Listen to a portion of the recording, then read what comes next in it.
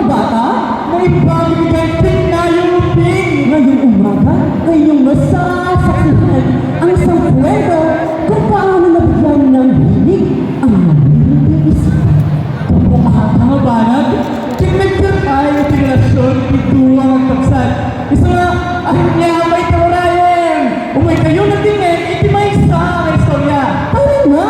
Ito yun!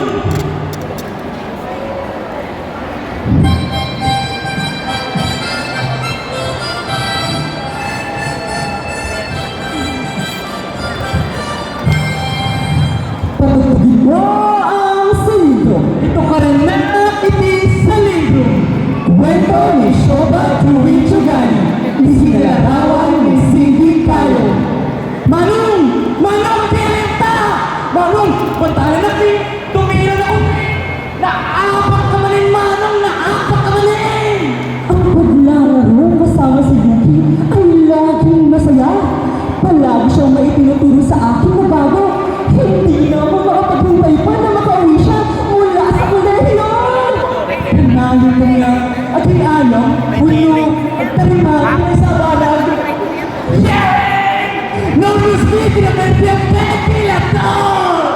Nagulubis si Yuki sa pagpipinta. Gusto ko rin magpinta tulad niya. Pero, kuya, anong mga amino na ito?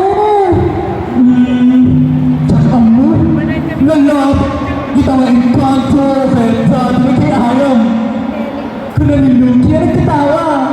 Isang araw, binigyan na po ni Lucky ng isang libro. Pagkatapos, tinuruan niya akong tumutog.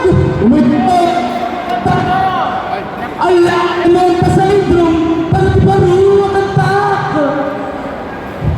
Gawin pa man, hindi palagi masiyahin sa Lucky. Minsan, buong araw siyang kapagod at malungkot. Kuya, tawag ko sa kanya pero parang hindi pa rin niya ako pinapansin.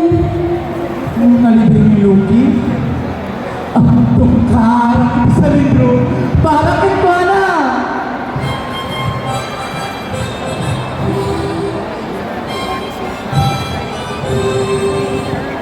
Ikay na tinahanan ng agas, kagahilahan, napatak-panagimpag namin, kaya ayaw tumaling kanya. Isang araw, inulabas ni Lucky ang lahat ng gamit mo sa pagpipinag. Sumunod naman ako sa kanya ng masaya. Pero, hindi pa rin niya ako pinapansin. Palaki na ang pagiging kakaiba sa kanyang pintura. Hindi ko akalain. Ano yun? Ano yung kakaiba sa kanyang pintura? Ayokong gayahin yun! Ayokong gayahin yun! Saan na? Pero bihanap ng Luki, mag-isarita, di magina. Parang itong tutunay, di painting na. Gagawa mo na.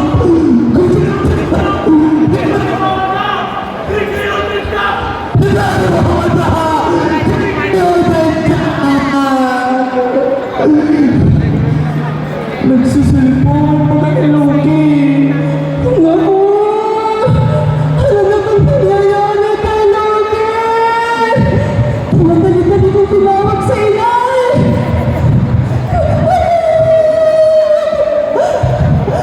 Hindi sila totoo! Hindi sila totoo! Sabi ni inay! Pero, hindi pa rin mapalagay sa Lucky. Nung araw na iyon, hindi na umuwi sa Lucky at idula siya sa hospital. Awan ni Luki. Kasapulan na at may sanang na mag-ayaw. Huwag kalbasan na ito makalawas sa nagyan na hospital. Nagtawid na ni Luki. Hooray!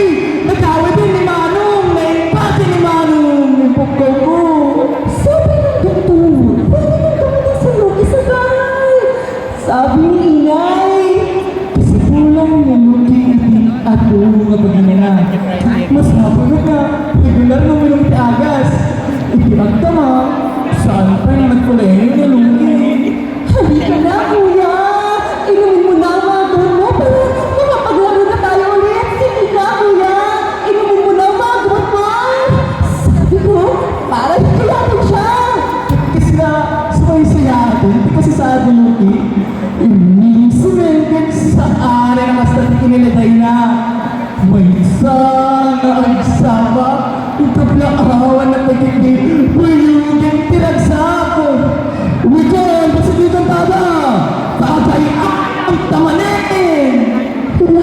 bumuti ang kalagayan ni Lucky at naging masayahin na rin siya.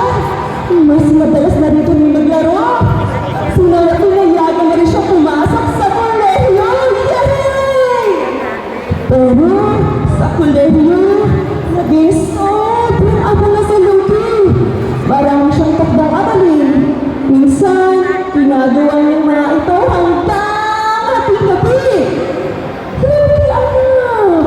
Kailangan mo na magpahinga, anak! Kailangan mo na magpahinga, Lucky! Paalala ni Inay. Ang bukas yung tanong tamalawas. Kunali tatang! Wow! Pinagsakti mo ng camping! Wow! Pinagdagan school! Ay, bakti mo itinang kakalap ko! Tulog mo rin ako papunta sa kwarto ni Lucky para tulong mo siya mag-ayos na mga gamit niya. Pero, nagulat ako na nakita kong pinapaklas niya ang camera. Hindi ko akalain nasira ang camera. Kuya! Kuya! Sabi ko, pero parang hindi pa rin niya ako pinapansin. Saan na kayo ni Loki? Mapalang isa din naman. Umay di doktor, pag kitain ni Loki, kinuna naman na bandog unay ni Loki. Hindi na kami nag-camping. Nadismaya ako. Pero gusto kong tulungan si Lucky. Pero parang nasa malayo siya. Parang nasa kalawakan. Isa lang yung kunilugi. Bahaya iti sa lindrog. May sasalimay iti magkamarko. Tas tuwa, tas ahangin na isura na kanya. Kaya pasanay, kumita ka na ni Lugi. Nagsama ka makiayang kang kuwanan ng daw.